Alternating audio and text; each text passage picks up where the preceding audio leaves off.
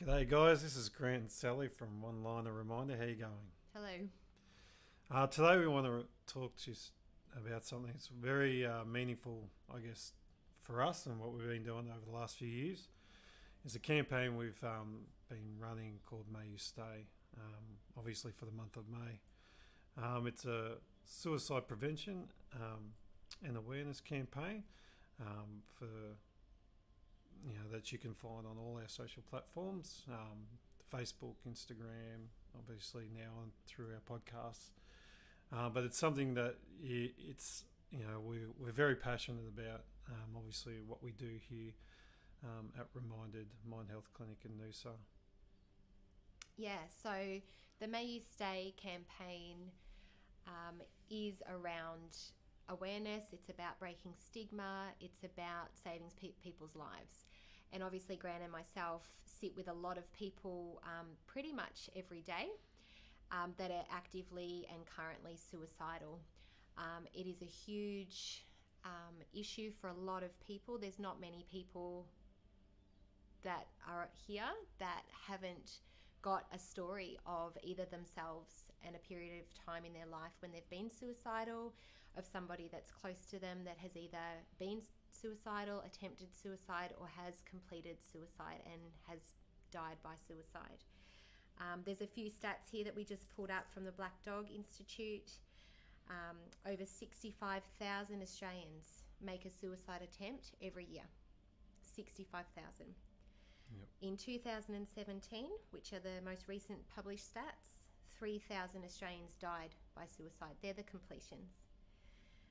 Suicide is the leading cause of death for Australians between 15 and 44 years of age. And as we know, the proportion of males is at 75% of completed suicides as opposed to 25% of females, Yep. with our Indigenous, Aboriginal and Torres Strait Islander population nearly doubly represented across the statistics. So it's a big deal. It is a current issue. This is something that is stealing people's lives. Yeah, and I think it's something we've got to continue talking about and creating more awareness, which is, again, why we're running the May You Stay campaign. And it's something we want everyone out there to be able to pass on and to encourage and everyone that we can talk about this. We can actually find the hope and find the support that people need out there who are suffering from some suicidality. Yeah. And I think it's really important as well, and part of what we're doing over the month of May. So from this first podcast, which is the first one in May, right through May. So we're going to do at least 4 of these, as we've said, weekly podcasts. But the idea again is to raise awareness and Yeah. get the message out there that, like Grant said, this needs to be spoken about. It is not spoken about enough. There is so much shame and secrecy attached with feeling suicidal. Yeah. The stats are really high with people that, the suicidal ideation or thought pops into their head. Most people, to be honest, at some point in their life consider suicide as a very viable option. Yeah. Which, if you think about it, we all have that option all of the time. The sad thing is that for people maybe that complete or that attempt suicide, they believe the lie that suicide is their only option, that it's the only way out, that it's the only way for the pain to stop. And part of what we're doing in May is breaking down some of the stigma, but also some of the myths around suicide. So each podcast will be talking about a different myth and then why that is a myth. And you'll be surprised at maybe you've said these myths yourself as a fact. You've said these ideas. You hear people say them all the time.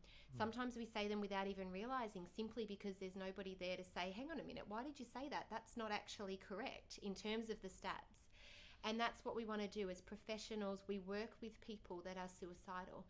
And so far in, again, the 25 years between Grant and I of clinical psychological therapy that we've done with people, we have not lost one client yet to suicide.